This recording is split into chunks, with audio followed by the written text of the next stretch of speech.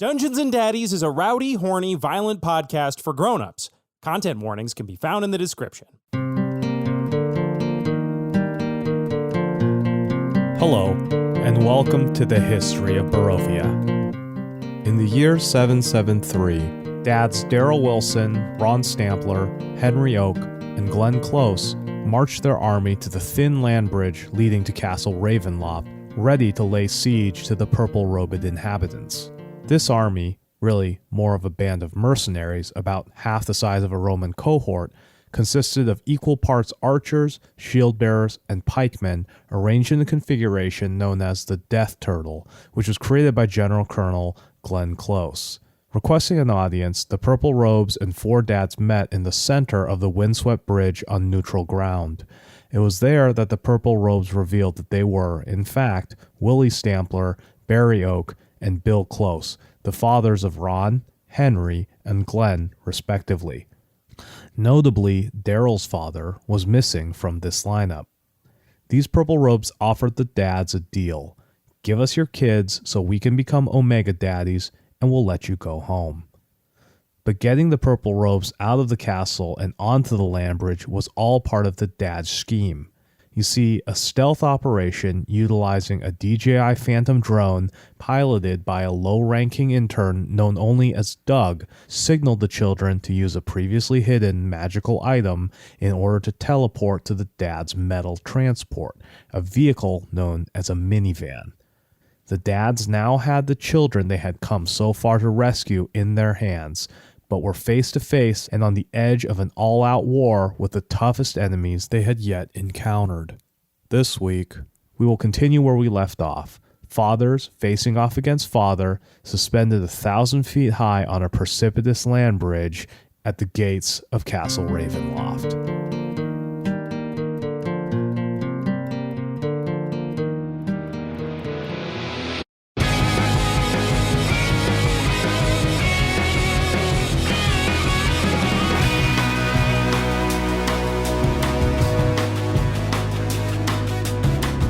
Welcome to Dungeons and Daddies, not a BDSM podcast. Most of the time, a loose Dungeons and Dragons 5e podcast about four dads from our world flung into the Forgotten Realms in the quest to rescue their lost sons. My name is Freddie Wong. I play Glenn Close, the rock and roll bard of the group. This week's dad fact for Glenn, probably appropriate, seeing as we've now met Glenn's dad, Bill Close. Who was Bill? Little Bill Close dad fact. Bill was a session musician working out of Nashville, basically getting in on any sessions that he can. So as a result, not really around. So he and Glenn both referred to the house during the high school years as the crash pad. The crash pad. The crash pad. So he had like that kind of vibe with his dad. Yeah, 100%. Now, is Bill also a descendant of Meryl Streep, or is that on the mom's side? I would assume it's on the mom's side. Yeah, I think that's what you said originally. That's what I think. So. Meryl Streep is in reference to our prequel optional campaign. And also the actress of Kramer versus Kramer. Hello, my name is Matt Arnold. I play Daryl Wilson, a stay-at-home coach dad who turns into a barbarian when he enters the Forgotten Realms. A little dad fact about Daryl. I just saw this second, so see how this goes. Daryl's favorite soda. Favorite soda? Can't wait. His soda stream version. You're fucking kidding me. Get out. Of Coca-Cola. Get the fuck out. What is it called? Please. Shit. It's called Daryl's Pop. D-Pop. It's called D-Pop. And Papa and Pop. it tastes exactly like Coca-Cola. No, it fucking doesn't. Because it is indeed Coca-Cola. So Daryl bought a soda stream and convinced everybody that it was cheaper and cooler and it tastes just as good as soda. Grant doesn't even complain. And he spent weeks. Oh my God. He spent weeks trying to make his own version of Coke that always tasted terrible. Then one day he just gave up, and instead of admitting he was wrong, that soda stream's stupid and more costly than just buying soda, he just buys Coke, puts it in his soda stream. The fucking long con. Yeah, the long con. I'm pretty sure everybody knows at this point, and they're just giving him the benefit of not telling him. The lies and deceit in the Wilson household. It's just like this delicate balance of cards. Also, the audacity of having a dad-based pop and not calling it Papa's Pop. Like, Oh, I like It's Papa's Pop. It's Papa's Pop. It's Papa's Pop. Thank you, Beth. Papa's Pop, trademark Beth May. TM. Joke by Beth May. Papa's Polar Cola. Because it's ice cold, baby. And it's he like, draws like a little polar bear on it. yeah, because it's like the Coca-Cola polar bear. Yeah. And like, Daryl, this is just like... I have so many questions. You can't about stop. You can't stop once Papa pops. Where does he recycle the cardboard? Does he have to like keep it in the car and like smuggle it away outside Yeah, the how house? much soda do people Daryl's drink? got that garage, refrigerator with yeah. meat and stuff in A there. dad That's staple. where he's got like 2 liters of Coke like hidden underneath like slabs of meat. So what if Pulls someone out. else wants to make it in the soda stream? He'd be like, it's my proprietary. But, so has people watched him do it in the soda stream? Like, No. so he just... He avoids situations. I guess because you were saying that like for long enough he was striking out that they probably just tuned out, they and he just was just accept like it. had a eureka moment Yeah. one day. I was like, I did it. Yeah. Wow, that's dark. That's like the darkest Daryl He fact. just didn't I want to think. admit it was wrong to buy. By the way, Matt bought a soda stream machine. He did not do this, but a complete waste. It will just sit in the corner, and all the flavorings they have are all terrible. So sorry, guys, we're not gonna get sponsored by SodaStream. My roommates have a soda stream and they use it only for gin and tonics, and it's wonderful. Yep, that's Yeah. what I use it for: gin and tonics and just straight seltzer water. That's all it's good for. Anyways, Hey everyone, my name's Will Campos. I play Henry Oak, a crunchy, munchy, Birkenstock rockin' hippie nature druid dad. Got it in one. My dad fact for Henry this week is big news, guys. Henry passed the retainer. Just in time. Henry, he had felt it moving southward for a couple of weeks now. And then the second he saw his father, out that little sucker came.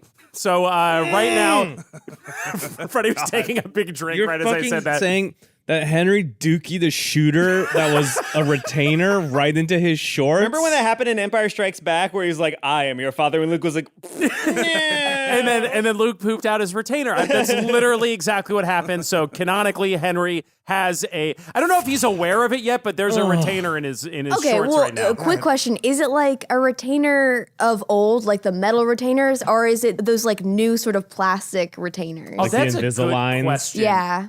Let's say just for, I think in terms of medical realism, it would Yes. have to be an Invisalign. or Yeah. you're bleeding, or you're gonna look down Yeah, and you have or a it's wound, bad. and you're gonna roll a D8. it's real bad. Otherwise, Henry doesn't have an intestinal tract anymore. Real quick, who had retainers growing up? I did. I did. Not that I wore So everyone it. except Matt. Yep, I didn't go to a dentist till I was like 29 years old. What? Whoa. Why? Because my parents couldn't afford it. Oh, okay. Yeah, that's why. That's I a good never went to answer. dentist. Yeah. Yep. What color was your retainers? I'm just sorry. I'm just wanting to know. I had a friggin' Invisalign one, which is I'm really, really, really salty about that actually What? because I had braces with Okay, Zoomer. like literally I had braces way before I was at an emotional capacity to realize like what they were. Like that they were fixing my teeth and that these would be my teeth. So I got a retainer and it hurt like from the moment that I got it. And even if I put it in denture cleaner or whatever I used to clean it, it still was like plasticky and it felt gross going in my mouth. So I never fucking wore it. And now I've got these weird chipmunky teeth that are all like eating people when I'm not even looking. I had a mint green sparkly retainer. Mine was blue and it had a picture of Earthworm Jim on it. Really? What? Yeah. Shit. Wait. They That's were like, pretty you awesome. can take any little picture from this little book of little, like, basically pictures we print out from the internet and cut out. And I was looking, I was like, oh, it's just a bunch of, like, generic action Shitty guys. clip art. And then there was a little box art for a Custom? VHS of the Earthworm Jim animated TV show. And I was like, that's mine. You guys I don't know that Duck disgust Enable is a me. homophobe yet, so I love Do this. you guys remember there's an entire kiosk in a Blockbuster where you could bring your Pokemon Snap memory card and print out Fuck pictures yeah. of Pokemon Fuck Snap? yeah. I don't know why that made me think of that, but I miss those days. Because there was two good things in our I'm just childhood. It was Googling those two Earthworm things. Jim retainer, and guess what? This does not exist. Well, no, If you're it wasn't a liar. branded thing. They took a piece of paper and put it underneath the plastic bit of the retainer because they had just a bunch of different pictures that you could print out and customize to your Yeah. thing. So this was like a bootleg op that your orthodontist was Now that I running. think about it, yeah. The interplay is furious. That's amazing. Hi. Okay. My name's Beth. I'm angry about retainers. And I play Ron Stampler, emotionally detached stepfather, and rogue. Fun fact. Actually, no, it is not a fun fact. It's just a fact about Willy, Ron's father, Willy Stampler. Willy was a traveling salesman who specialized in fishing gear. May have heard me, Beth, say that Ron threw up trying to gut a fish once, and it really sealed the fate of his father's respect for him or lack thereof. And Willy died by drowning when he used a fancy lure to catch a huge fish, and then it pulled him overboard. Dang. Yeah. Was it like a famous fish? Like No, I mean, general? Sorry, Matt, go ahead and name Was it one. fro- Go ahead was it and name Nemo from one. Finding No, Nemo? like of the town. Like, it was like a huge fish. And like in The Simpsons, they have an episode where it was like the general. And like, they're like, oh, catch the general. Anyways. it was Serenity. There you go, Serenity. Whoa. This is such like everybody. The Matthew McConaughey movie? Yes. Holy shit, Literally, what a pull. if you watch one movie for the rest of your life, make it Serenity. You will not regret it. It is the stupidest, most wonderful movie I've ever seen in my entire life. I'm Anthony Burch. I'm your dad. No, you're not. We have Dad. real dads. We just met them. No, I'm the dad you want. Those are the dads. Those are bad dads. I'm a good dad. Your dad versus the dad you should be worried about? Is that how the movie goes? Be the dad you want to see in the world. I don't have a dad fact. I don't have to do a dad fact. My dad fact is that I knew that these dads would be the big bads. Big bad dads. That's fun. Wow. Big That's bad fun. dads. I knew they'd be the... Were they a big bad voodoo dad? Oh, God. And we're the lads of the big bad dads. Well, you're the big bad dad lads. And you knew that. Literally since the inception of the podcast. Wow. We're all going through our emails being like, because you had asked us what's our relationship with our dad's life. We should have seen that coming. Mm-hmm. I mean, I figured it was a pretty good cover story of like, oh, I can't understand you as characters unless I understand, because all of us are just, an amalgamation of the traumas that our parents and authority figures have sort of slapped us with. So like, it was a better way to understand how to do dungeons, I guess. Yeah. I lied.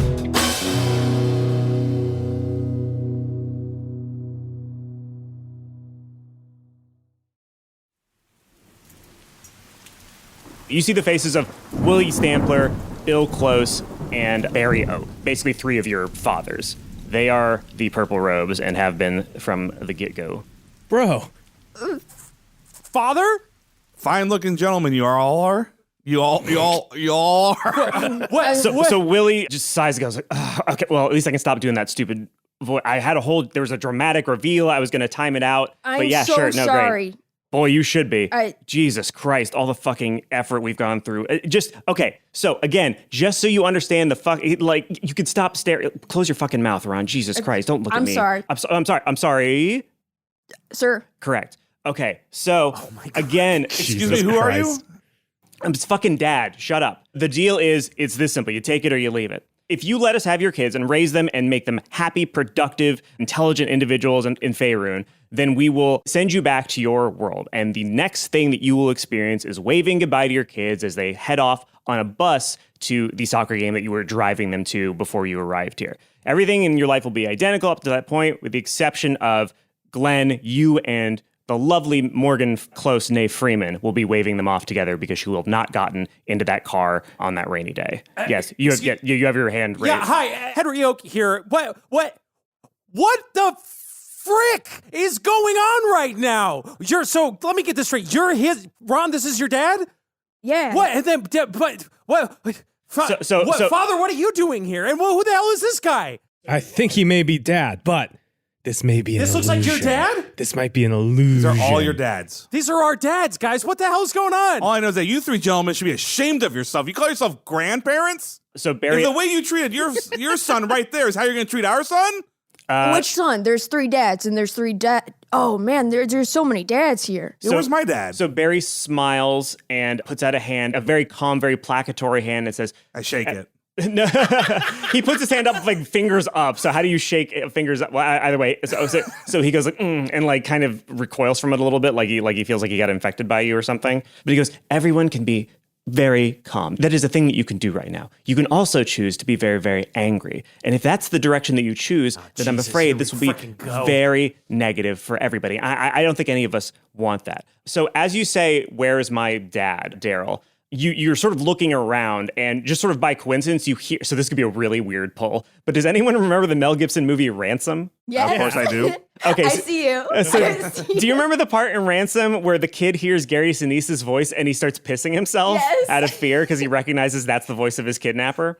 So you turn around, you see Peyton shivering, and you smell pee, and you see that Peyton is wetting himself looking at the faces of these three dads, and he's sort of frozen with fear. Peyton, what's going on, buddy?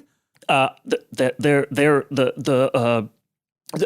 you remember when we met and I told you that there was somebody that like left me here Like the bullywugs, Yeah. like the and he's pointing at Willy, and he goes, "That was him. That's my." Okay, but don't worry, they're not going to hurt you. I push him. I push him back and stand in front of He's him. crying, and he happily Wait, lets you push him backward. Peyton, I walk over to Peyton and I Wait, get did Ron and Peyton are brothers? Did that just wait? Yeah, I'm still Wait, in let me. shock all right, here. wait, so I walk up to Peyton and I sort of get down on his level. I'm like, Peyton, wait, you know that guy too? Yeah. No, he was scared. I did not like him, and he left me in the bullywugs, and I hated him. And I wanted to fight him, but I don't think I can fight him right now. I really don't feel like fighting. I don't want. I would like to just go, please. Can we please just go? You don't have to fight, Peyton. Plus, you're so strong. You could probably knock him out in one punch. You don't have to, though. Roll persuasion real quick. Ooh, that's a 2. Okay, so he was like, "Oh, you're so fucking bad at lying, Ron. Oh my god, I think you would kick my ass. Like, I think it's a lot of bravado, and I don't think it's real. Oh no. So Henry, as he stares at his father, feels like a lot of suppressed shit in his mind, like starting to kind of crack open. Like it's like there's a door in his brain that's starting to shake, and like the knob is starting to turn. And he pushes on that knob back as hard as he can. He holds the door in his brain with both hands, torturing this metaphor as much as he possibly can. And then he turns to the other dads and say, "Guys, I have an idea. Run!" And then Henry turns into a bird and flies off towards the van. Okay, everybody, give me an initiative roll. I mean, yeah, that's what Henry just did. So okay, right, we're so running. He's running. I have a 7 plus 4 initiative, 11. Got an 18. I got a 19 plus 1 initiative, so 20.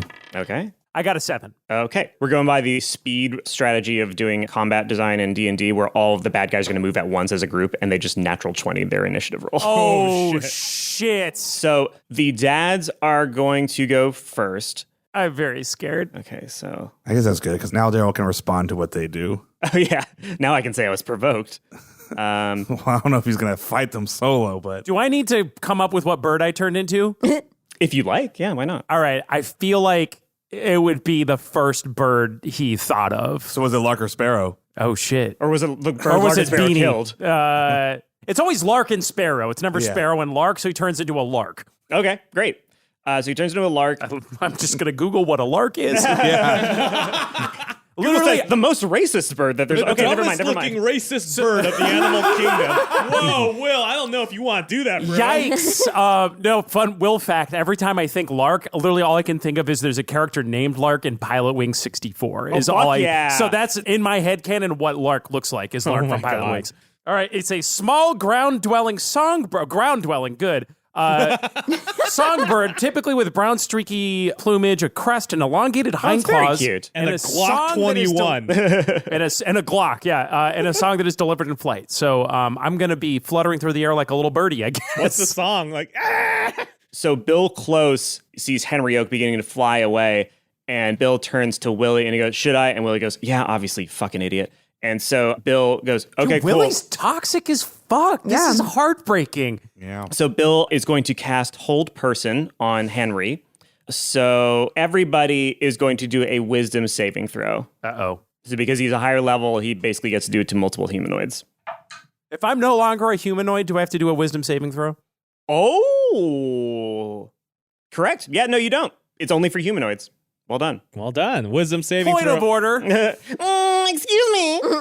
This dumb barbarian rolled an 18 plus 1. That's 19. That's an 18 minus 1, 17. Wait, barbarians are smarter than bards? Sometimes a barbarian can be In smarter this than a particular case, bard. I don't think any of us are that surprised, are we? I failed. Okay, so everybody except for Ron feels this like wave of, it almost feels like invisible fingers trying to like pull at you, but you manage to evade their grasp. But Ron, maybe it's just being in the presence of your father once again, your body just freezes up and you are paralyzed for the next minute or until you get knocked out.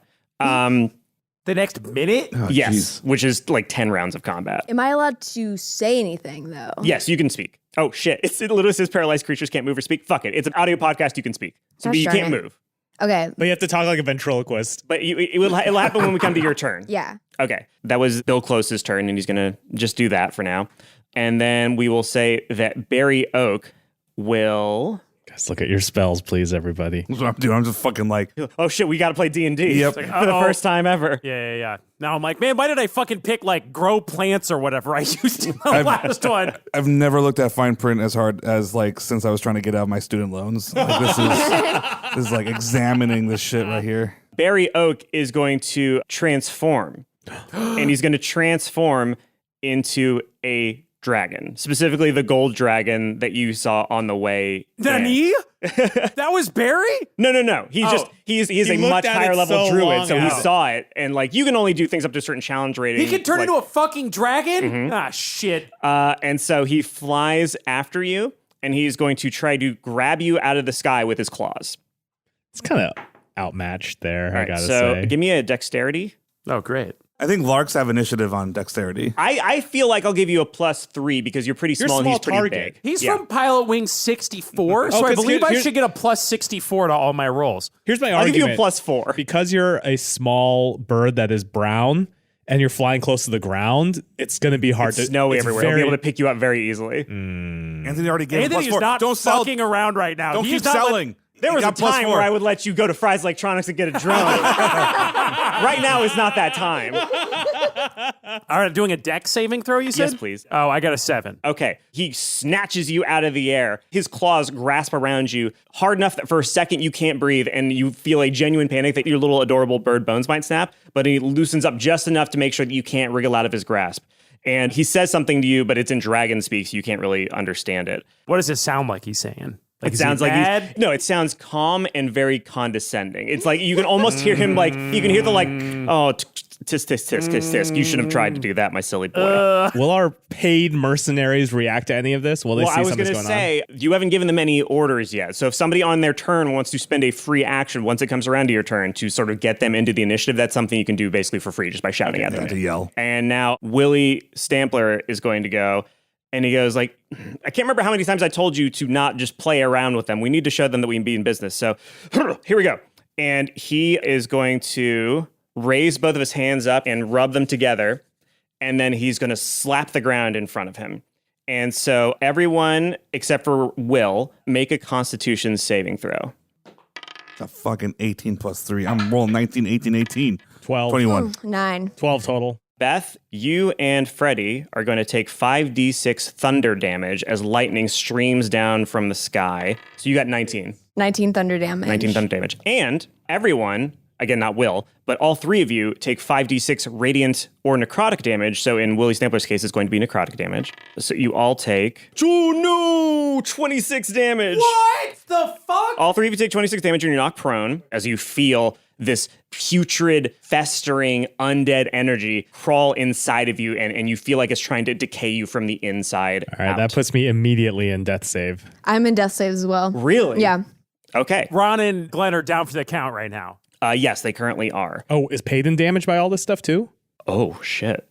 If you, I will be pretty bad if you kill Peyton. well, I mean, yeah, I mean, All right, Peyton's My also in brother. death saves. Sorry. Daryl, it is your turn next. cool. What did we do with the sword? The Dimmadum sword? Yeah.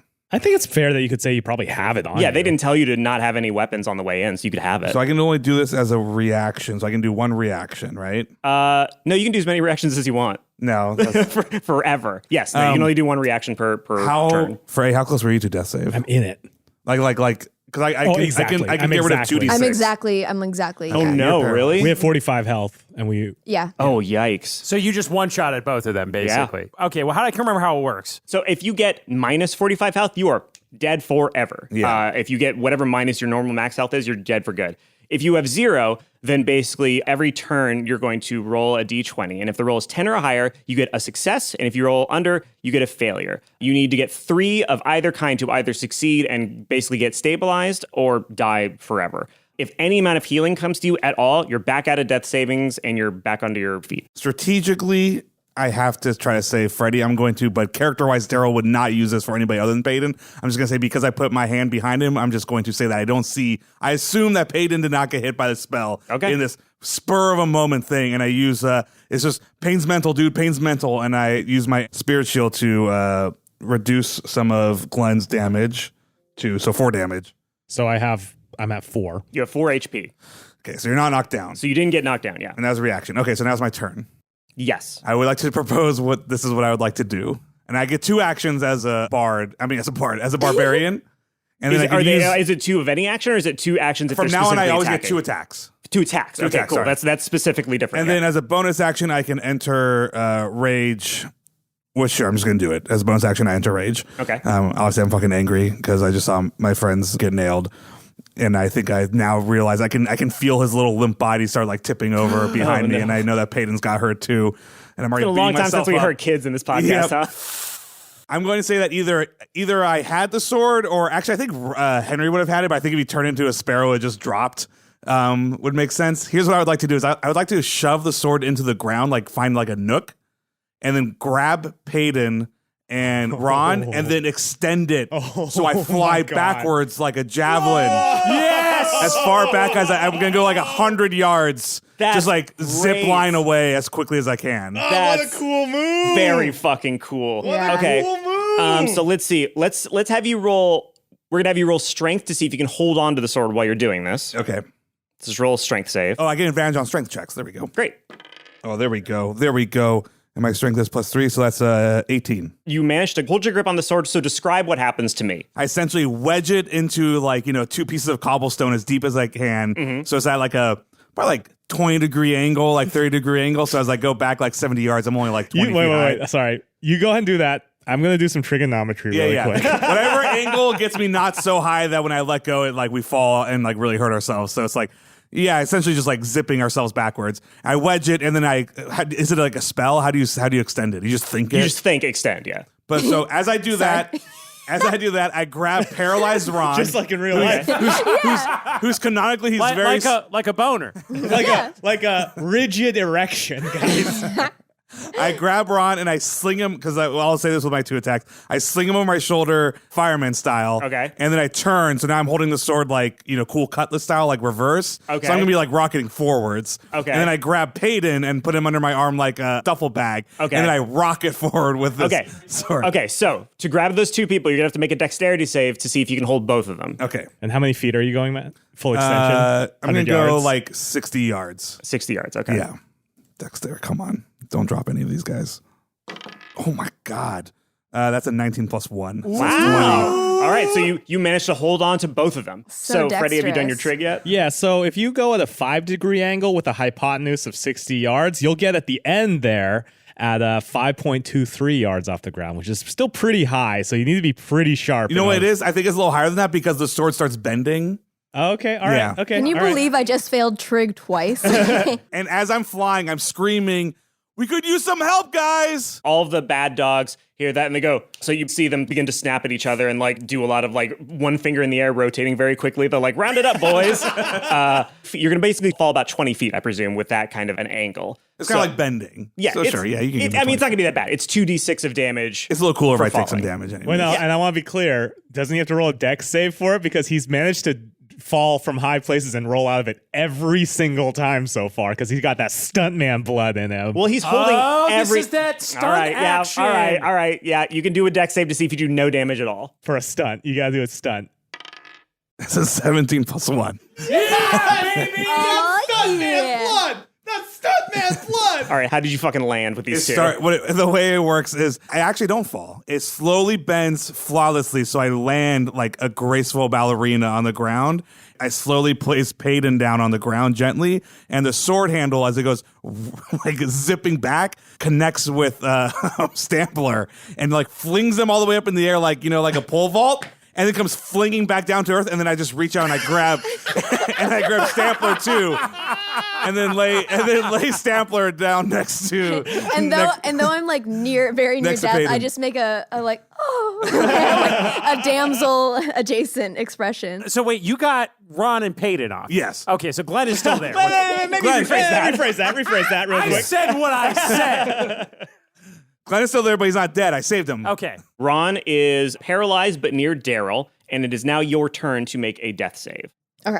And if you get a 20, that's 2 successes. If you get a 1, that's 2 failures. Okay. 15. That's 1 success. Mark that down. So you need 3 to get stabilized and get back on your feet. And 3 fails is dead. 3 fails is dead. All right, Glenn, It is your turn. You are not down because of the spirit shield. So what do you want to do? It feels like there's not much I can do here. No, you want to run. You could shout some specific things to the bad dogs because you still haven't told them what tactics you'd like them to take or any of that that's stuff. right. That's right. Okay, so really quick, guys, I want to get a read from everyone. I can do either fireworks or smoke. Fireworks, target explodes with a dazzling display. Each creature on 10 feet must succeed on a Constitution saving throw or become blinded. Smoke, thick black smoke spreads out from the target at a 20-foot radius. And the area is heavily obscured. Smoke persists for a minute. What do you think would be more helpful there? Smoke. They probably have good constitution. Smoke's gonna fuck us up though too, isn't No, it? everybody's You're gone. away. I'm the only Yeah. one there. Yeah, I'm assuming like smoke would make it hard to do like point of sight spells. Yeah, line and of stuff. sight would fuck up. It would probably, you get disadvantage or certainly have a harder time moving through it. What's knowing nice what you're about doing. smoke is that it affects everybody. Yeah. Whereas Freddie, like if you're gonna smoke these guys out, I feel like it's not pyrotechnics; it's the Omega Yeah, blunt. You've yeah. been That's true. hiding in Yes, your you're sleep right. the what are we entire talking time. about? There's You're only right. one answer for Glenn, which is to smoke it out. I have in my genes this entire time a device of my own creation called the Omega Vape. And here's what it is. The problem with most vapes is that they rely on your lung capacity to draw in, whatever you got going on. The Omega Vape blows past those Oh physical my barriers. goodness. That sounds awful. It's a single, this is the spell Pyrotechnics, which is a bard spell, but I'm going to use the smoke sort of subclass of this. I'm going to smoke them out with this thick cloud of smoke in a 20-foot radius, which will completely obscure and a strong wind will dissipate it. What flavor? What flavor? Strong wind will dissipate it, huh? Like maybe the wings of yeah. a dragon beating. And it's also galing winds. No, it's like 70 miles per hour winds. Yeah, there's a lot of wind over. All right, so let me you back do up. that, and immediately all the smoke shows up Yes. and immediately moves away. Oh no. My vape. But hold on. But you see, for a second, hold on, you see for 1 Bill second. Close just roll his fucking eyes. Hold on. If there's a single vape that can instantly create 20-foot cloud of smoke, anyone who is not attuned to the bud is going to be affected. So I think there's some fucking constitutional saves going to be rolled Yeah. here. Like, could you imagine getting blasted? Like a reverse dust devil of weed. Okay. I would say, but then Glenn has to make the Constitution save as well. But he gets I an agree. advantage because he's used to it. Yeah. Well, that means everybody around you needs it. That means Daryl. That means Ron. no, that means Kate. It's away. It's a 20-foot radius. You're They're 60 yards away. yards Oh, you didn't away. grab him, right? Okay. Just to be clear, I'm next to them. I'm the only Oh, dad right. next Okay, to them sorry. right Okay, now. so yes. Let me describe what this is. I activated the Omega Vape, which created a 20-foot cloud of the dankest juices. It's like a strawberry flavor, probably. Probably like a strawberry flavor. But as a defensive mechanism, like a skunk or a squid, I believe that this California legal kush is probably going to affect these old timers who haven't had anything stronger than anything they've ever. Right? That shit's strong as fuck now, dude. Well, so here's the thing. You're correct. Usually they'd get disadvantage on their Constitution saving throws. Yeah. But because of those strong winds, they get advantage, so they cancel each other out. So they're just going to get straight ass Constitution rolls. That's fair. Okay. So Daryl just like fucking flew 60 yards with a sword and like caught like Peyton and Ron and placed them down and turns around and just sees Glenn just Vaping? vaping After on the using bridge. his spiritual ancestors to prevent Glenn from dying. This is why you protected him. Just see him vaping You knew on the exactly what would bridge. This is the happen. most on-brand move for Glenn in the history of on-brand moves, and you're just. You go ahead and make your Constitution save first. That's going to be a 15, and this is a con 14 for. 14. Okay, cool. So you're fine. So Bill Close is going to roll. 17. He's fine. He's used to it. Yeah, he's like, ugh, where do you think you fucking got it from? Exactly. That's fair. That's fair. Mediocre. And Willy takes an inhale and like his pupils dilate just a little bit. And he's like, Sitar music starts playing. okay, so that is your turn. So I'm going to take the opportunity to run then. Okay. 15 feet, I guess. Yeah, you get to run 15 feet. So you're still going to be on the bridge. You're going to be at like, he can get a full move and still catch up to you if that's what he wants to do. I mean, what else can I do? No, guys? yeah, you Like, should that's definitely. fine. I'm running. Yeah. Welcome to got an D&D army. where I'm on your running turn you can towards do an some army. stuff. Yeah. I'm running towards an army. That's the only time, like, that's a cool thing. Yeah. Now, granted, it's running away from my dad, but, All right, now it is Henry's turn. Henry, you were in the grip of a dragon. Henry's thrashing around in the grip of this dragon. He looks up into his father's eyes, and a language he's never spoken before, Druidic, flies out of his mouth, and he says, "Father, why are you doing this? What's going on?" So your father looks down at you with his big dragon eyes, And he like coughs. He was previously speaking dragon tongue, but now you hear Druidic come from him, and he goes like, I see you're beginning to remember, aren't you, who you truly are. That door in Henry's brain starts to crack a little bit more, and a vision of, all right, what's the biggest fucking bird I can turn into? Like in D&D land. D&D birds. D&D birds. You could turn into a giant eagle, a giant vulture, yes, a giant yes. duck, a giant canary. Giant duck, please. Stymphalian bird? What the fuck duck. is a Stymphalian Okay. bird? Duck. Quack. Okay. Quack. Quack. The door in Henry's mind cracks, and for an instant, a flash occurs to him of a giant duck. The size of how big are ducks in fucking Dungeons & Dragons? Let's see. A giant duck is 11 feet tall and 5 feet wide. Oh shit, that's incredible. Hell yeah. All right, so Henry turns into a giant duck to try to break out of his father's grasp. Awesome. Okay, so he's going to try to roll dexterity with disadvantage because he didn't expect that. And then and Henry looks into his dad's eyes in Druidic and says, duck. All right, so Sorry, you can't- also, so that's also a pretty good dad joke. So you have D4 of damage you can do to anybody. I'm doing it to him. Clearly. Do it to Freddie just to finish him off. All right, so how much damage did you do? I did 1 damage to him. Okay, so you do 1 damage, and you see his eye almost begins to twitch, and you're like, oh, here it is, here it is. This is what 1 damage to my daddy is going to feel like. And then you hear this, like, it's in your mind. It's like when you play a video game, and a video game is trying to convince you that a character cannot take damage, because when you shoot them, it goes ping, and there's the like weird a shine. metallic ping thing. Yeah, you hear a metallic ping as he goes like, oh, that was adorable on so many levels. That was good. You'll do better next time. They ricochet. I can see how hard you're trying. He goes, ho, ho, ho, this is a boss fight that's going to end in a cutscene. There's no way you can beat me right now. Do I break out of his grasp? So yes, you do. So he fails to hold on to you. So you are now an 11-foot sized duck. All right. Is flying free. I'm going to pull a fucking Lord of the Rings and swoop down to grab Glenn. Okay. Nice. So go ahead and roll dexterity to see if you can grab him in your webbed feet, which are not very Yeah, good for they're not grabbing I'm going to things. use my bill, dog. Put it Oh, on. Put okay. it on my bill. So then, so duckbills are pretty brutal. Like they can actually do a lot of damage. So Oh, roll, can they? Oh, shit. No, it's fine. It just means you have to roll dexterity to make sure you don't like crush him. You do the collar. You're like going for the shirt. Yeah, you're going for a Yeah. little shirt. Oh, shit, yeah. That's a 17 plus 2, my dude, 19. Okay, so describe how you pick up So Glenn. I'm swooping with big duck arms, and I come in like at a sharp angle, and I bank at the last minute and like go sideways like you're in Star Fox and you're trying to get through one of those little gates to get like a little power Yeah, up. holding L or R. Yeah, and then I open my bill up and I just kind of like I just kind of wah on him like on the sides, and then I pivot out and I fly out. Okay, cool. And he shouts, Affleck! So now it is the bad dog's turn. So the bad dogs can see that basically all of you are pretty distant from all of the bad guys. Okay, so now you actually have to make some stakes in the ground. How many archers did you get? How many pikemen did you get? And how many shield bearers did you get? I feel like the last time we left it was Freddie's dumb, like, one of each attack turtle move, so I think like it should be 30, that. 30, 30, 30. Yeah. Okay, so it's whatever. It should be an ESPN 30 for 30 Yeah. for 30. 60, 66, 66, and 66. And then And they killed one guy. One guy's Doug. They think who I'm has- really literal? No, one guy's Doug who has no ability. yeah, Doug. Okay, so 66 archers pull back their bows, and before they fire, they go, pick a target! Oh, they're talking to us. They're talking to you. Oh. Tell them who to shoot at. Daryl's like, dragon! Okay. Hopefully Henry's not mad that I pointed all the arrows at his dad. I'm just screaming dragon. This would have been a great time for one of us to have like a dad laser pointer to just like boop the dragons. Oh, do you know what I mean? Yeah, we still have one more thing we can get from Fries. Do you want to get a laser pointer from Fries right now? I think them it would be in the really stupid not to get a battery solar charger. A solar charger. Yeah, but you didn't get cables with it. So of all the arrows that got shot, 22 of them hit.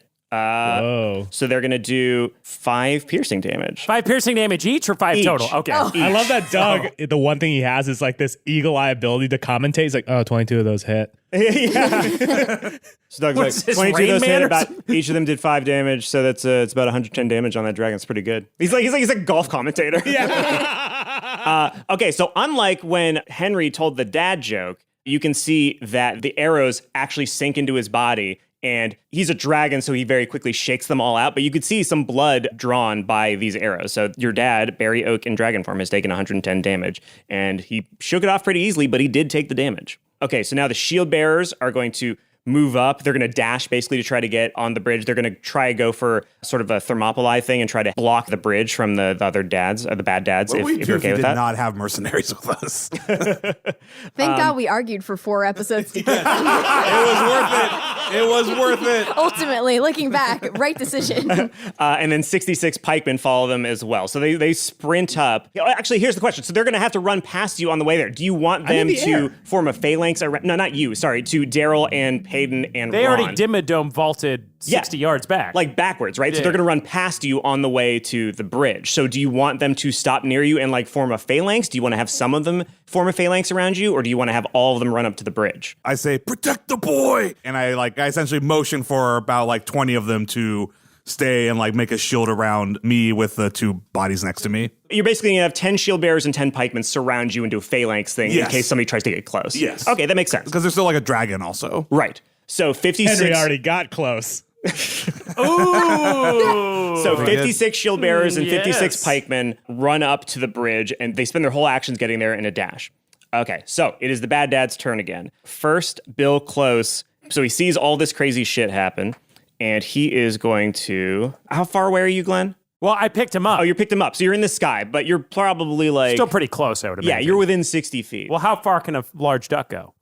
I love this. I love the laden? what is the airspeed velocity? of an My unladen favorite duck? part of the podcast is when I pull a new animal out of my ass. I've done no research, and then I make Anthony answer all my questions about it. So let's say you're whatever distance you can run, you're still within 60 feet. So hold on. So ducks are 40 to 60 miles an hour.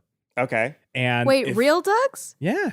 Amazing waterfowl facts. Ducks.org is telling me Oh my God. that waterfowl. Somebody at ducks.org big duck is like, would- guys, we got another hit. We got another hit. A big duck would probably go slower, and he's got your Somebody's weight. got a new homepage. Well, no, because that's not quite necessarily the case because the big duck has larger force, right? Like, Yeah, but gravity's enacting on it. It's why Godzilla can't exist because he's too big and like he would not be able to move. Okay, well, if we're in Godzilla Can't Exist land, But either way, you are within range of Bill Close's calm emotions spell. So he is going to aim up at Henry and Glenn, and both of you are going to have to make a charisma saving throw. Glenn's going to react with mental barrier. Now, mental barrier allows me to protect my mind with a wall of looping repetitive thought. In this case, the lyrics to Living on a Prayer. I'm just like, we're halfway there. Okay, so that means... Whoa. We're halfway there because it's got to be a quick loop. Yeah, what does that mean? You get advantage on the roll, or you don't That have means to roll? I got advantage on that shit, Okay, so motherfucker. both of you give me a Constitution rolls. Okay, or sorry, well- charisma rolls. so this is a charm spell, right? Yes. Okay, so It turns out ducks are immune to being charmed. so Henry, as part of his traits, as like because I kind of spec'd him as a wood elf back when we did these characters, he has Fey ancestry, which grants him advantage on saves against being charmed. Ooh. So I get this one with advantage. Okay. Both of you get advantage. Bill Close wasted his fucking turn. Shit, I'm gonna need it. I'm gonna need it again. I'm gonna burn my inspiration from that dad joke. Oh my god! Woof. Strikeout. Okay. So what about you, Glenn? I have 13 plus 6, 19. Okay, so you are just as rowdy as ever, but Yeah, Henry, you suddenly feel this very zen sense of calm come over you. It's like the tightness in your stomach that's been here ever since you came to Castle Ravenloft just sort of relaxes, and you feel like Oh wait, this is when I pass the retainer. one of the bad dogs near below, like something hits him on the head. He's like, "What the fuck?"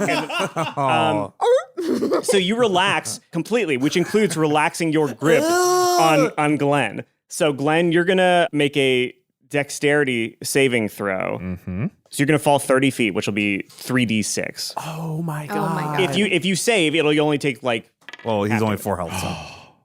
19 plus 6, 25 on the dex saving throw. Yours dex is 25.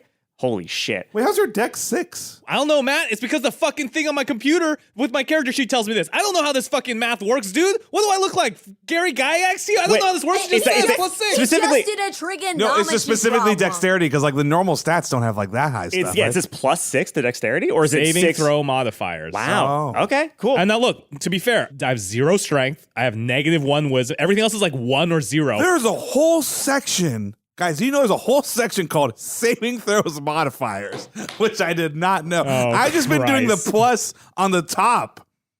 I've been getting +6. I have +6 on strength. God. I mean, for saving throws, which is different. yeah, yeah. and Constitution though. Oh, yeah. Which I've done a lot, and Yeah. I only been doing +3 on that. Anyways, all right. Only took us a year, ladies and Yep. gents. Okay, so you take 1d3 of damage. Ooh. That's fine. I have 4, so Oh, great. Okay. I have 1 damage. Okay, cool. So yeah, you land. All right. A and light scuff. Just a light You scuff. took 1 damage, so you have 3 damage left. Yeah. Barry Oak sees his son get very, very calm. So it's just to be clear, am I in front of our bad dogs or am I behind the lines? now? sorry. You are in front of the bad dogs still because you're within 60 feet. Okay. So you'll have to run through them. Okay. So he's on the bridge. Yeah, you're on the bridge still. Okay. At least I did not drop you over the abyss. That's true. Yes. Barry Oak sees his son get calm and chill, and he's like, "That's exactly what I would say. That's exactly what you need to do. I am so proud of you." So we'll talk about this later. I think if you move through your vinyasa a little bit more cleanly, I think you'll actually be able to feel in this kind of like vibe all the time. But we'll talk about that later. Daddy's gonna go eat some people. Be right back. And so he lands on the bridge and transforms into a giant scorpion, and he is going to Oh shit, it's Ruby Weapon, guys. So he's going to move forward and engage the bad dogs. He's going to swipe his poisonous tail from left to right in this like arc and try to hit the front 20 guys. Is this gonna hit Glenn too? No, I don't think he would, because he's got a big old long tail, so he can like arc it over them. It's like a big old jump rope. And It's like a big Glenn's, old like, double on the dutch. ground or And Gren's on the whatever. ground. In a blade pose. Yeah. But your wrist like Obviously. turned just a little bit. Just It a was little like too much. So you're in a blade pose, and this like scorpion arm goes like right over his head, like whoo. Yeah. Yeah. It's going to be actually kind of cool looking. Yeah. So he's going to roll an attack on the front 20 bad dog shield men. So that's going to be... Worked for the Romans. They took down Hannibal. It's elephants. It's going to be a 22 to hit. Oh, boy. So I'm going to assume that's going to hit him. So there's 20 of them. I will use rollthedie.net and have him roll 20 separate times. So Whoa. It's that Galaxy Brain DM energy right now. Die.net? Yeah, I know. I'm going there too. This episode brought to you by ducks.org and rolladie.net. one... I don't know what I was expecting, but it's pretty much what you think it is. It turns out rolladie.net looks exactly like you would expect. All right, I'm gonna Google it. Fine. Oh my god, this is exactly how I pictured it.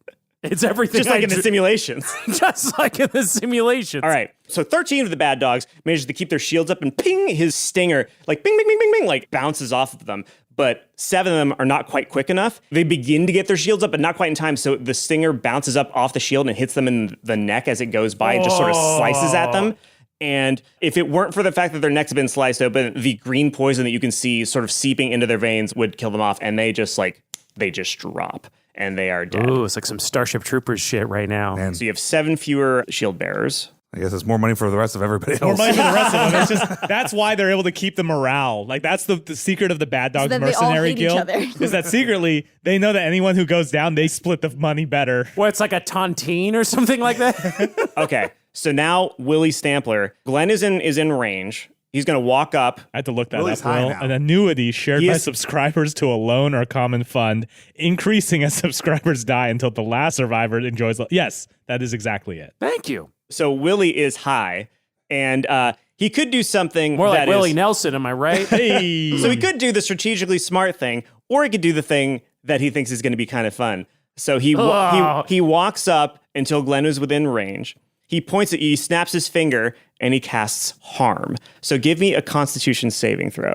3. I'm going to burn my inspiration from a dad joke previously and go again. 15 plus 1, 16. So harm is necrotic damage that sort of infects you from inside. It unleashes a virulent disease on you. And it does, so this is going to sound bad, it does 14d6 necrotic damage on an unsuccessful save. On a successful save, it does half, so he did 22 damage to you. But the thing about harm is that it cannot actually take your target's hit points below 1. Whoa. But the most intense pain you have ever felt in your entire life no. racks your body from the inside. It's like you are on fire it's like acid is eating you out from the chest outward. Interesting phrasing once again. Ow, sorry, eating you Interesting. from within, from the chest. You know what? The damage is done. The damage is done. Insane.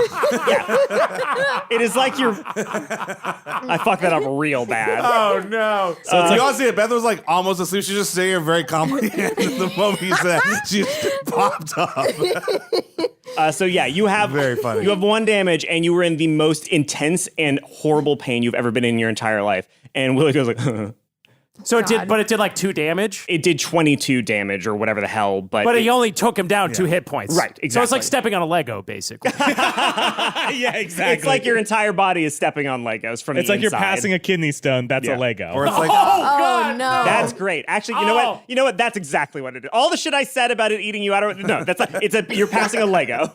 Ooh. Ooh. Okay, so now it is Daryl's turn. okay, so I'm behind the people with the shields, and Glenn is passing a kidney stone on the bridge. And He's passing a Lego. yeah, there's a Lego kidney stone. And are you just like floating? Are you just like casually like still Yeah, moving what happened forward? after I zenned out? I'm You're still kind flying, right? It's like, like it looks like you're floating in a pool of water that's been like splashed once and the waves are sort of rippling. It's like you're doing that, but in the air where you're just kind of like hovering in I space. think it's like his controller turned off and he's just Oh, right, because ducks can't hover. Yeah, so you're just sort of drifting through the air like a glider with your arms out, sort of floating with no particular direction. So you got just happy to chill. you got to send these bad dogs to come pick up my yeah, so I grab 2 of the, I guess, pikemen, because they'd be behind the shield guys, and I say, bring them to the van, and I point to Peyton and Ron. Does the mercenary army have any like doctors or anything? Is there like a medic associated with this army? That feels like something they'd Feels have. like Doug would have something to do with it. Doug's probably got a first aid kit back at the van. I feel like we should try. Doug should try to stabilize Ron and Peyton. Oh, so also I forgot to do Peyton's first death save. And he rolls a 5, which is not enough, so that's 1 failure. Is he like, are his eyes open or anything? His eyes are open, but nobody is home. Oh my god, I I'm go, so you're going to be stressed okay, out. buddy. I look at soldiers, I guess Doug's here too, and I say, get them out of here and take care of them. Okay, so the bad dogs will, on their turn, they grab him and they will start moving. And Doug will basically it'll be like ER where he's running with them trying to heal Peyton as he goes. Okay. And then I guess I lift up the sword, which is still... It's like a catapult now, Still isn't like it? 60 yards. How much tension is And I on was that going thing? to bring it down on... 300 pounds. We need some help. yeah, with here. I'll do- Use some I'll- Strength help. check, baby. He's Yeah, a I'll fucking strength check. barbarian. Okay. He's got other people with him. Enraged. He's got people with him. Okay, so the And he just disadvantage... crushed it. Also, adrenaline. It's like, this is like lifting a car up that's like rolled over my kid or Wait, something. I'm your Daryl. kid? Daryl. Also remember. You can retract it to when it's like the size of a dagger. Raise That's it, true. activate it, and then No, bring it that's down. true. That's Daryl true. knows that. Daryl You can has bring a- it down That's on the true. arc. When you're measuring your room in your house, you don't take the whole thing all the way out and try to measure the room. You start with it really small. Well, but first you play around with it like it's a lightsaber. yes, 100%. You make the and then you lightsaber see how far noises. you can make it go before it breaks. Yeah, and then, yeah, you know. yeah. Are you guys talking about penises or Yeah, we're talking like about tape penises. Tape measure. The tape measure. One Everything a man thing. says is also about his Yeah, I penis. mean, it's both. It can be many things. Yeah. Okay, so I'm assuming like everybody just like kind of like has ran around like making sure they're not touching the sword. So I retract it and I lift it up and then I shoot it up 100 yards. I shoot up 100 yards. I come 100 yards. I make my metaphorical dick 100 yards long and I point it straight into the sky and I go split so that I won't bring it down on any of the soldiers. So they all move away. and I kill Glenn. And I slam and I bring my massive unit down onto the scorpion. This Okay. is peak Dungeons and Dragons. Okay, fucking so metal. Glenn, This is why it was made. so Glenn, make a disadvantaged dexterity roll. I'm I not like know that gonna, he's I'm gonna definitely be- not aiming it. I'm aiming it away from Glenn. I know, but it's a big sword. Okay, and B, fine. he was like directly behind. Can I this roll scorpion. dexterity to make sure I don't hit Glenn also? I'm aiming Oh, it. sure. I'm aiming my Beth is completely Beth is gone. out.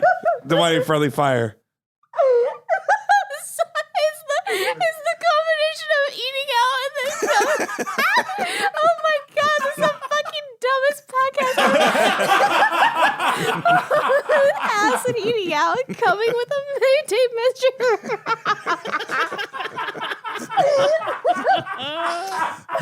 This is a good episode. I like this episode. It's a fun episode. I don't know what number I'm supposed to save 2, but I got 16. You got a 16? Yeah, I got 15 plus 1. Okay, so that dexterity. means it cancels out your disadvantage from being just in a insane regular pain. So it's a regular Dex dexterity roll. saving roll. Bada boom. 18 plus 6. Okay. Describe how you dodge out of the way of this fucking sword. I think it's just passing pure, a Lego. I think it's just pure luck. I'm writhing around so much that Yeah. it's harder to hit a moving target. So just by pure luck, I'm just out of the way. Okay, so what happens is I'm just like, and it's just like I'm over. so all the bad dogs do exactly what you said when you said split, because that was a great one-word order. So they just immediately move to the sides like you're parting the Red Sea. And the sword comes down. So he succeeds on his evasion roll. And the scorpion, as it's coming at it, it dodges out of the way deftly. How big is a scorpion, though? He's big, but I mean, how big is the blade? Did you bring it down flat end? Or No, did I'm you just bring it down imagining blade that the end? scorpion's like the size of the bridge. So I'm just imagining the scorpion doesn't really have anywhere to go. But you know, Yeah, no, he did a you know, like on an ATV. Star where you Fox go on barrel roll. Yeah, well, yeah. Basically, he like Okay. went up on his two left legs and like, Okay. shing, and it like went down right next to him. Or he's So- like an insect, so he could just kind of like go upside down, maybe. Oh, I guess yeah. You could go on the bottom of the bridge and plunge it. Ooh, That's way better. Yeah, Yes, so he sees it coming creepy. and he just goes as it climbs under the bridge and sort of stays there, just like every spider that you ever not known was next to you in your entire life, which is most spiders. It's also going to come down on Willy's head, and Willy's going to roll. Oh, cool. Oh, he's got to do it with disadvantage because he's high. Still cool. So the Dimmadom sword comes down at Willy's head, like perfectly going to split his bald head in twain. And he's like still chuckling about all the pain that Glenn is in.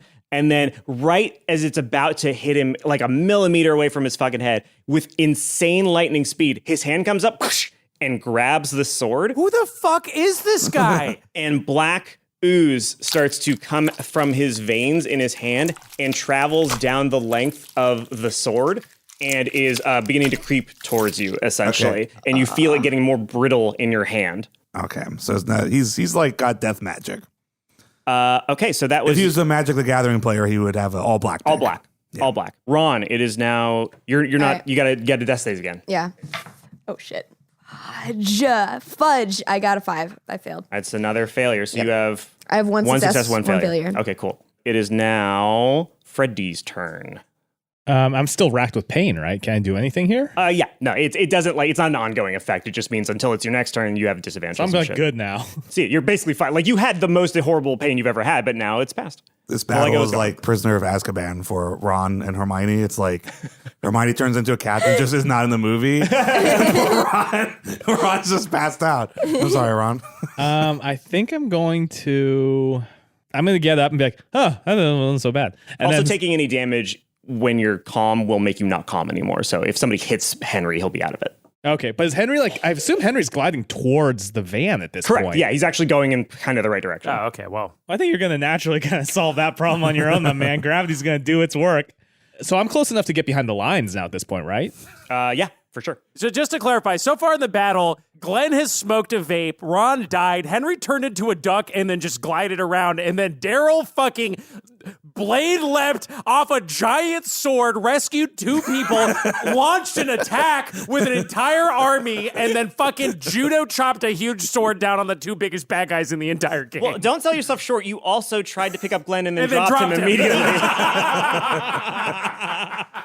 So I'm going to I run. think like Daryl's shirt is also like kind of ripped now. You know, right. it's like exposed. Yeah, Stop it. We've established that he's hotter now. Well, not hotter, skinnier. No, he's getting uglier because he's the Chris Pratt paradox. Yeah, no, yeah. You're actually, it's getting less sexy the more exposed you get.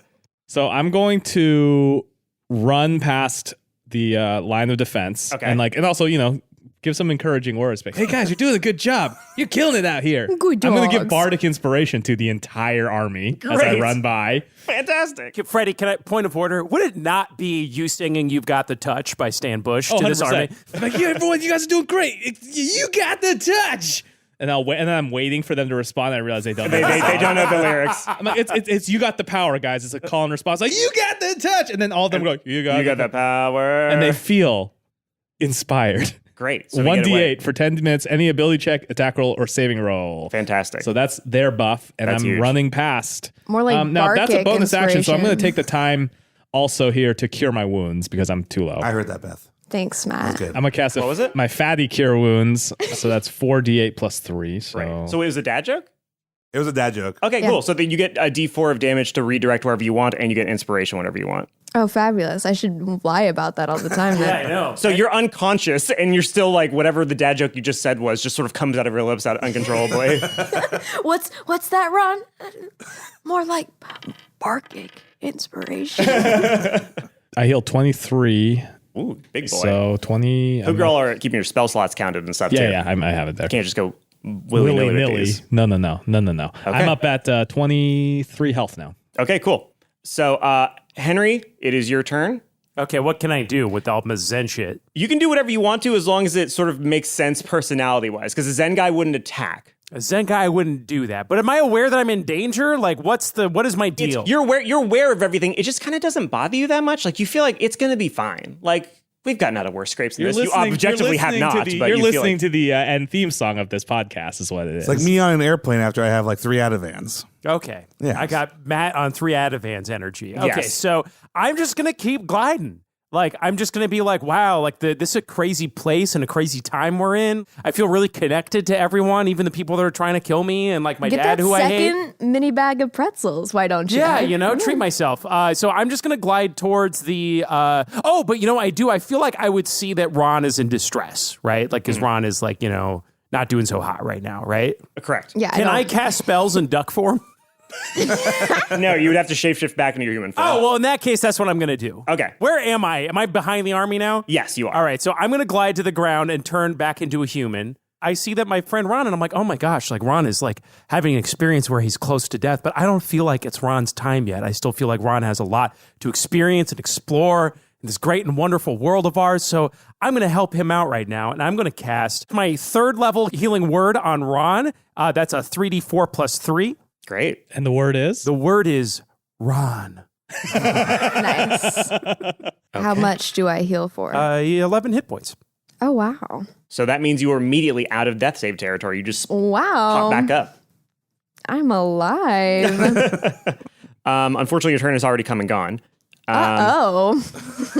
So a legendary action is, if you recall, somebody doing something in response to what you've done. So Willy Stampler is going to take a legendary action, and he is going to cast Teleport.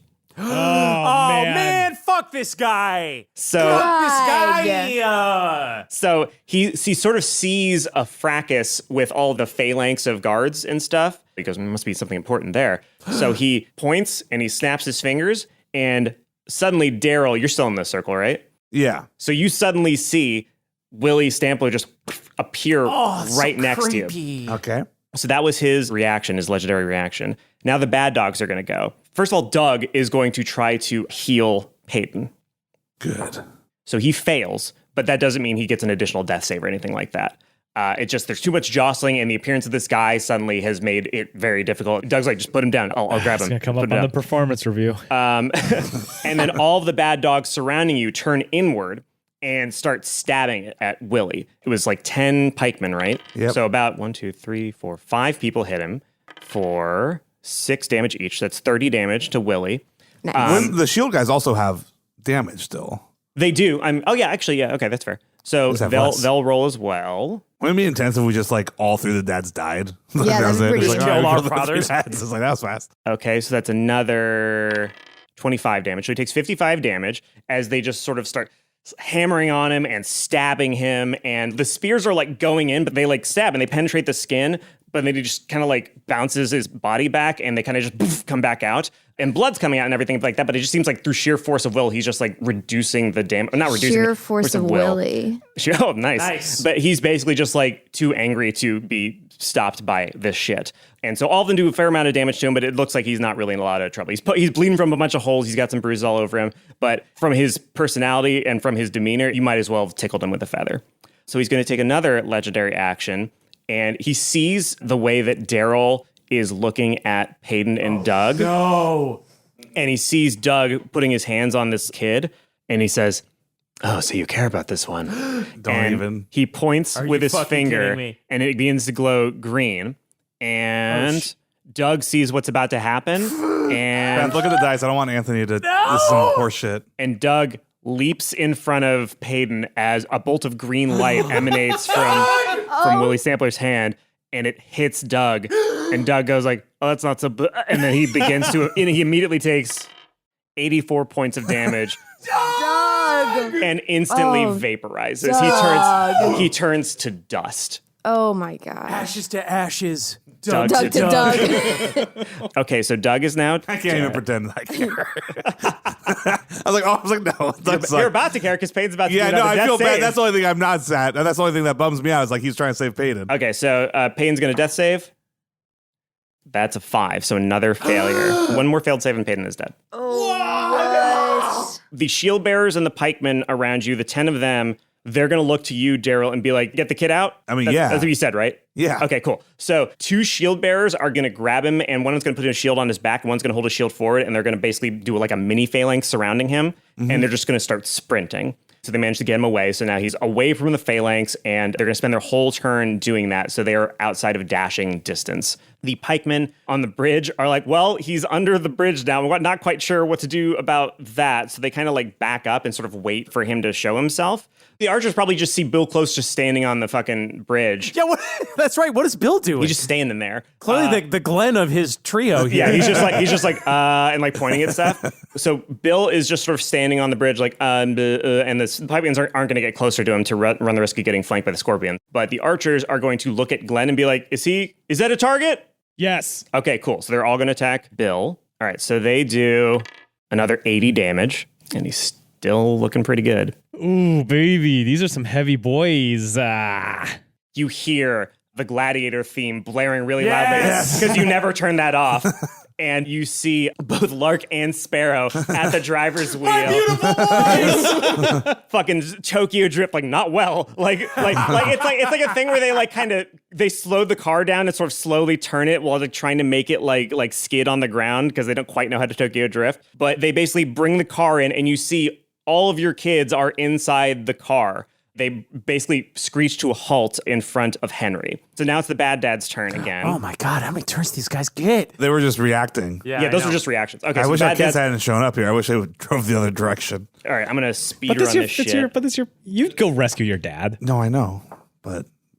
Not this zone. Okay, so Barry Oak comes back up onto the bridge, transforms back into his human form, raises a leg and slams it down on the bridge, and suddenly pillars of stone shoot out of the bridge upward really quickly, and they like send the shield bearers and the pikemen in the front lines scattering. Like it's just like this like boom, and like 20 shield bearers and 20 pikemen fall off of the bridge into the abyss basically, and they scream no, they don't scream all the way down because they're fucking professionals.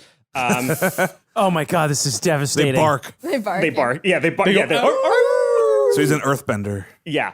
And then I got you, Matt. Those kind of funny. No, it's very tough. It's very tough. I was trying to understand what. Yeah, so it's like literally like he earth bends. I feel bad that I dunked on your joke like that. I was trying to make a joke. I was trying to understand that.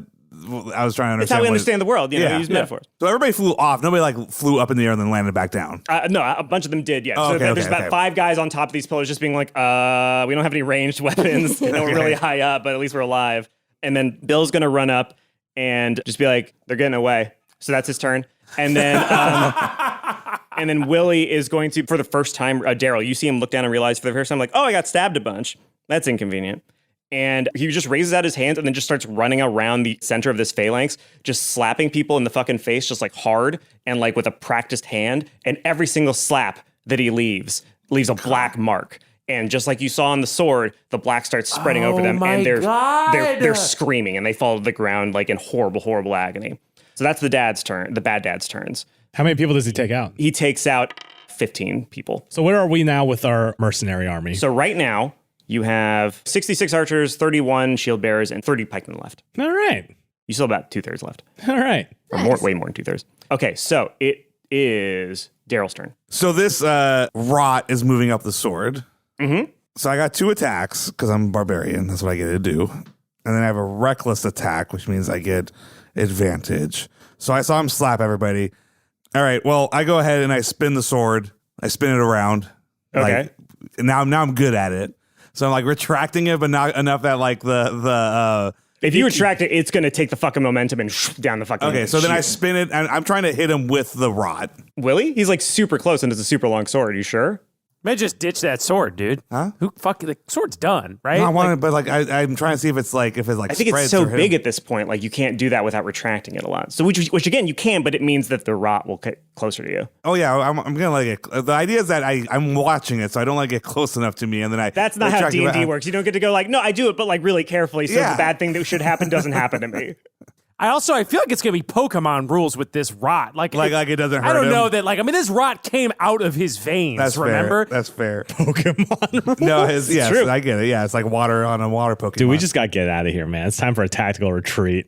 I know, but he's in between me. Where is Freddie? Where's Glenn? He's still on the bridge? So basically from left to right, if you're imagining this as a sort of 2-dimensional thing, it goes the van, then Henry, Then 2 mercenaries like pulling Payton out. then Willy and Daryl and the phalanx of troops and Ron. Yep. And then Glenn, and then the bridge and a bunch of shit going on the bridge, including Bill Close and the Scorpion guy, Barry. And so that's where everybody is. Okay, so since I have 2 attacks, can I pull off an attack and then dash or like run? When you want to attack, you can attack twice, but you have to still spend an action to attack at all. Okay, but I can still run. You can still spend both actions to dash, essentially, yeah. Okay, and I have fast movement, so I would run 40 feet. Oh, great. Okay, so I would run out of his range. Yes, well, absolutely. Other than spells. Yeah. Okay, so if you take like, because we've been describing it as a tape measurer. Uh-huh. So especially like really good tape measurers, like they're really strong. You pull it out and then you press the button for it to retract, and then you let go. Yeah. And it like, so I'm doing that with a sword. Okay. Is I'm like holding it so it's like pointing towards him, and I'm like retracting as fast as I can. Then I'm gonna let go right when it goes, so that like even if it's just the handle, I'm just like sending the sword at Great. Willy. So he's going to roll. So unfortunately, he sees what you're doing, and he just like, with the least amount of effort possible, moves his head slightly to one side, and the handle just misses him completely, and it just sort of snaps shut down to being the size of a tiny switchblade. Yeah. And then the black encompasses it entirely, and then just sort of melts it away. And then I'm running. I'm running with fast speed to I guess I'm following Payton, but I'm heading towards the minivan. Okay, cool. So that means you basically catch up with the 2 bad dogs that have And I'm Payton. screaming, and I scream, Grant, open the door. That is your turn. So Ron, is now your turn. Okay. You actually get to do something now. I'm Hi, sorry. Ron. You were in the phalanx, right? Because he grabbed Yes, you. yes. So yeah, Okay. you can see your dad, and you can see 10 remaining bad dogs. Okay. I think that I'm going to use Ron's cantrip of thaumaturgy, Daddy's home, a noise that sounds like the voice of Ron's father. Oh, perfect. And I think I'm going to, let's see, what's something that Willy could say that would get the other 2 to not Shit. pursue. Ooh. You could tell them to run away or something. Or yeah, We'll get them next time. Yeah. Like, go back to the castle, you fucking idiots. That's great. Yeah. Go back to the castle, you fucking idiots, is great. Yeah. Oh my God. Ooh, That's very fucking good. smart. They'll just roll wisdom to see if they can tell that it's not him. So they had disadvantage on the rolls because they're very scared of Willy. There's fucking So- Thanos over here. So Barry Oak got a natural 1, and so he goes, all right, man, whatever you say, man, okay, not a problem. That's what he says, but he hears clack, clack, clack, clack, clack, clack, clack, of the scorpion, and he just scurries back into the castle. For some reason, Bill Close rolled pretty well, and he's like, that doesn't, he just sort of shrugs. And so Willy hears that come out of you, essentially, and he looks back and sees Barry Oak running back in the castle, and he turns back to look at you, and he goes, that's not what I sound like when I'm trying to be scary. And he leans over with his reaction, and he grabs you by the scruff of your shirt, and he goes, this is what I'm trying to fucking sound like when I'm being scary. So roll wisdom. Okay. Hi, welcome to Willy, the first truly toxic character on Daddies. Okay, I got a 14. Okay, roll again. Okay. You got disadvantage because it's your dad. I got 7. Okay. So you are so terrified now that any direction you move, it has to be away from him. He's basically caused fear in you. Okay. Oh, that's good. You can tell that, like, it was less about the strategic value of it and more of just, like, he sees that fear cross your eyes again. And he goes, it's been a while since I've seen that. You have your turn. All right, I'm going to run. I'm going to run toward the van. Okay, cool. Freddie. Can I? Now, I'm a little bit behind. I'm a little bit lagged here. And there's a Willy between me and my boys, my bros, my friends. Mm-hmm. You said you can heal Payton, right? I don't know if can I get to Payton? Payton's away from me, though. I've got a turn 2 if you can't, I don't think I can. How far away is your spell? Right How now? far are you from the van? To touch. I'm it's the touch. farthest away out of everybody. I've always been the farthest away from the van. You guys are the closest there. I'm going to try and cast Hold Person. Okay. Oh, okay. Huh? Yeah, go. I'm Yeah, just I'm very gonna try- nervous. I'm very nervous. I have about no roll. choice. I Yeah, gotta clear this out. I'm gonna try and cast Hold Person. Choose a humanoid, see within range. Target must succeed on Wisdom saving throw, will be paralyzed for the duration. And that's a Wisdom saving throw of 14. 14? Mm-hmm. Fortunately, he got a 16. I'm sorry. Oh. Assuming you're also running, right? Yeah. So right away, I'm just sprinting and I'm trying to be like, hey man, chill. Yeah, for the first time, it doesn't work. I was like, what's going on? So now you're within him being able to move and hit you if he wants to. All right, Will. So for one, I think like any dad, the sight of my two boys driving a minivan is going to ruin my chill. Great, perfect. All right, so I snap out of it, and I'm like, oh, my beautiful boy. And then they stop the car, I'm assuming 4 inches in front of my face, and they almost run me over. And I'm like, oh. I look, and I see, how far am I from Peyton? You were definitely within like 15 feet of him. Okay, I'm within 15 feet, so I can't touch it. If I wanted to get in touch range, I'd have to move up to him. Correct, yes. Okay. You are not within touch distance right now. First thing I am going to do is cast another healing word on Peyton. Okay. And because I'm really freaked out, I'm just going to say Ron again. I'm going to use another one of my 3rd level spell slots to do that. So that's another 3d4 plus 3 for Peyton. So he and sits back up and goes, oh, I didn't like that at all. Oh, no. And he's crying. Like tears are just streaming down his face. He's, for the first time, you see, when you look at Peyton, you just see a scared little boy. Oh, Peyton. He got 10 HP, by the way. I don't know what that does for him. It's pretty good. Okay. And then I see Glenn running towards us. And I see, and Glenn's pretty... Like a full Tom Cruise cool full sprint. Tom Cruise across the bridge in Mission Impossible 3 sprint. Okay, sure. And I realize that he's going to be running straight past Willy, and he's looking a little worse the wear. And I feel something ancestral and ancient spark within me. And I cast Guardian of Nature, which is a 4th level spell. Do you get that when you join with PETA, or does that... That's the $100 a month the $100 donation tote bag, level yeah. of Greenpeace. A nature spirit answers your call and transforms you into a powerful guardian. The transformation lasts until the end of the spell. You choose one of the following forms to assume: primal beast or great tree. I'm turning into a great fucking tree, motherfuckers. And my skin appears barky, leaves sprout from my hair, and I gain the following benefits: 10 hit points, I get a bunch of shit. Okay, Basically, I turn into a tree man. So as you do that, the leaves that become your hair, or your hair that is now leaves, some of it like wafts down in front of you and takes the shape of Erin O'Neill's face. And she goes, just so you know, this is appropriative.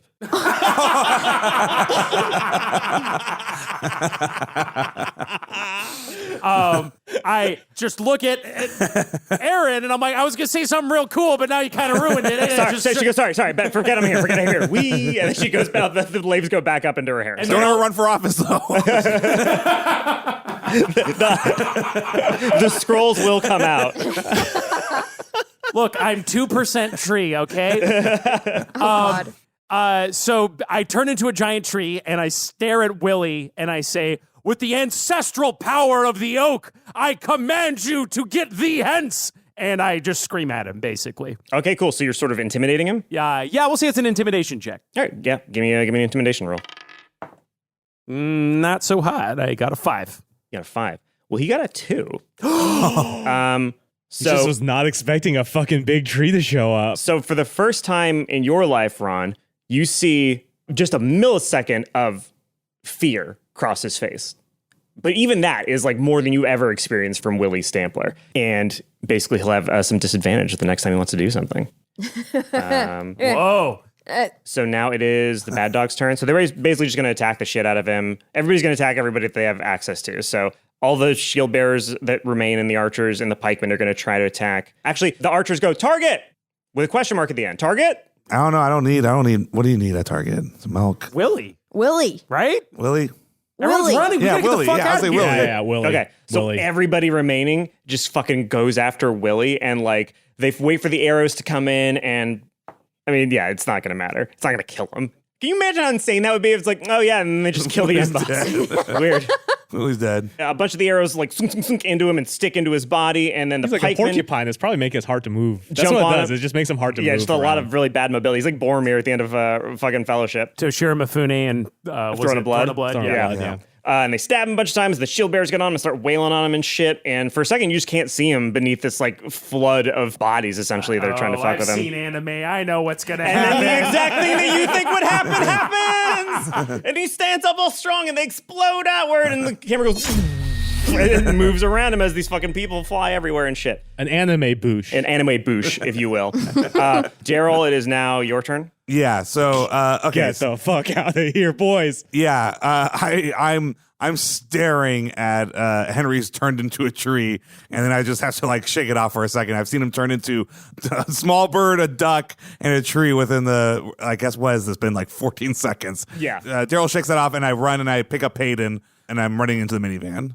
Okay. And as I pick up Payton, I say, "You're gonna be okay, but you're gonna be okay." And I'm assuming the minivan's open. So the minivan is open, and Payton's like, "I got the thing. I found the thing I wanted to give you." And like he's bleeding from his mouth and stuff like that. He's like, "I found it," and he's like rooting around in his fucking pockets and shit. That's okay, but you don't need to give it right now. You just make it to the van then. And Grant's where? Grant is in the passenger seat. Okay, so I put Payton down and I look at Grant and I go, "I love you, son. I'm so glad you're here." And I like pat him on the shoulder. Can't really reach over to him. Sure. Oh, so you're in the back seat? Yeah. The door was open. Well, yeah, Lark and Sparrow are driving. Yeah. Oh, right. Yeah. He like cocks his head just a little bit back toward the back seat and just sort of nods silently. Just a real quick, sharp nod. Like, You did good, son. Mm-hmm. Well, that was my turn. All right, Beth. I think I just run for the van. Okay, cool. I don't know how I would roll for this, but I think Ron turns around as he's running and looks at Willy with no expression on his face. Like just trying everything that he can to just not show any fear, just look sort of neutral at him. All right, as you do, you see him mouth the words, "I'll be seeing you." And then when Ron gets the car, he sees Grant in the passenger seat. He's like, "Actually, could I get shotgun?"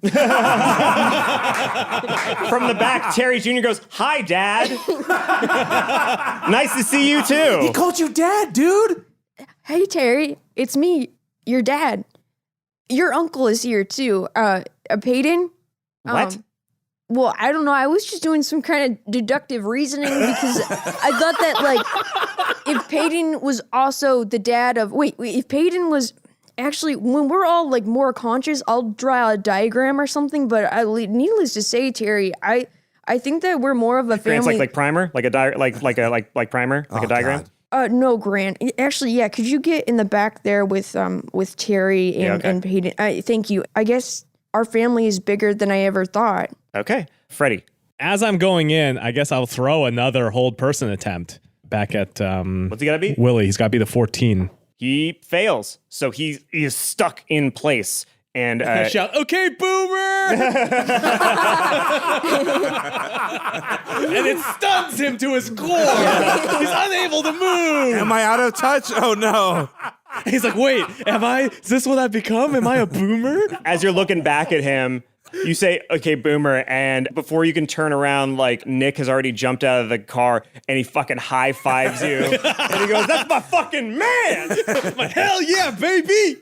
So you make it to the van. Yes. All right, Will. Okay, Henry sees Glenn get the burn of the century, and it stuns him out of... Basically, he did all this energy to get into Guardian Spirit form, and then already half of his energy was thrown by Aaron O'Neill, like, questioning his woke level, and he's like, shit, is this appropriative? And then seeing Glenn throw this monster boomer... The other half of his brain, half of it split into, like, him being like, is boomer problematic? Should he be saying boomer?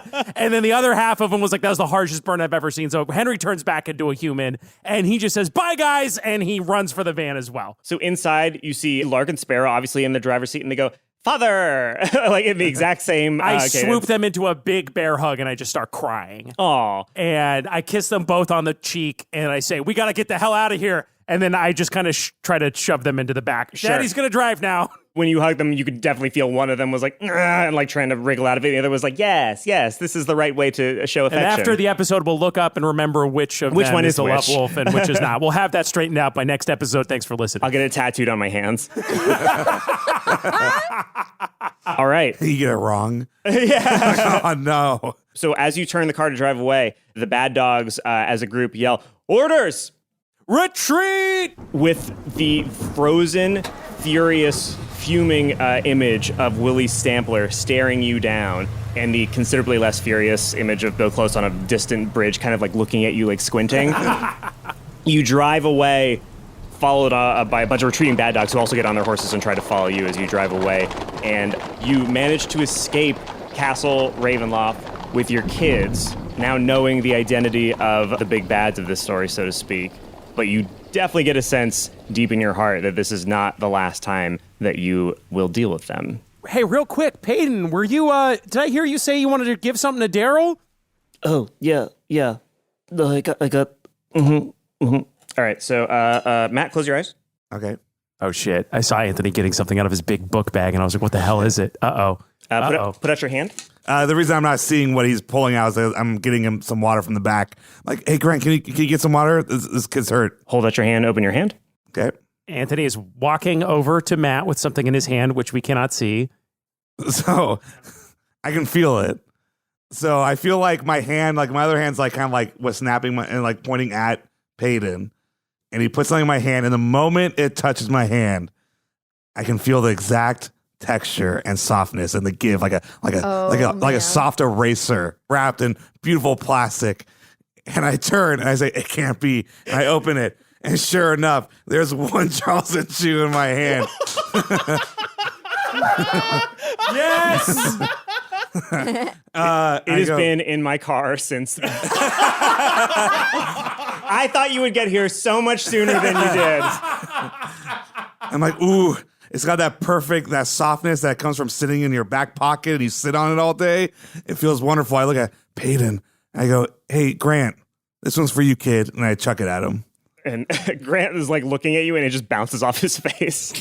He doesn't go to grab it or anything. You can just eat that later. It's all right.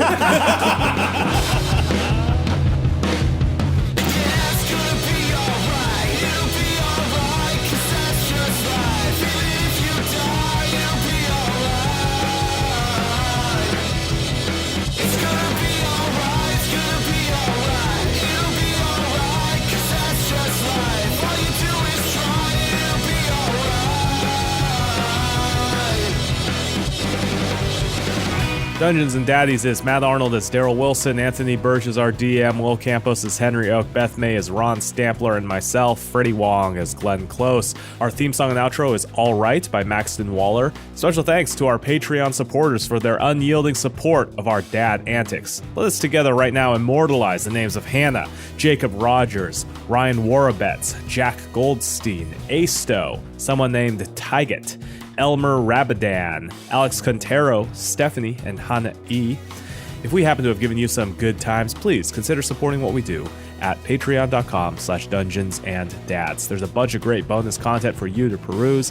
EXL members this month have a new issue of Daddy Issues, which is our in-character PDF newsletter. And Anthony, as our DM, wrote a really good article on how to come up with memorable NPCs for your campaigns. All that and more at patreon.com/dungeonsanddads. If the old wallet's committed to other causes, no worries. Maybe swing by iTunes and leave us a review or follow us on social media. Our website is dungeonsanddaddies.com, which is also the home of our merch store. New items are coming soon. I promise. We're working hard to get all that stuff together. But as you are probably well aware, the world is pretty wild right now. Twitter.com/dungeonsanddads are where them tweets at. Bit.ly/dungeondads is that private Facebook group. And the subreddit is r/dungeonsanddaddies. Our next episode is coming out March 31st. By the way, Nadine, George says he loves you and misses you. Bye. There was a time when you could read between the lines. You know they never brought you down. Never brought you down. So he is going to cast Disintegrate On who? on Doug. It's fucked up that I'm a little like, oh, okay. I don't care at all about Doug.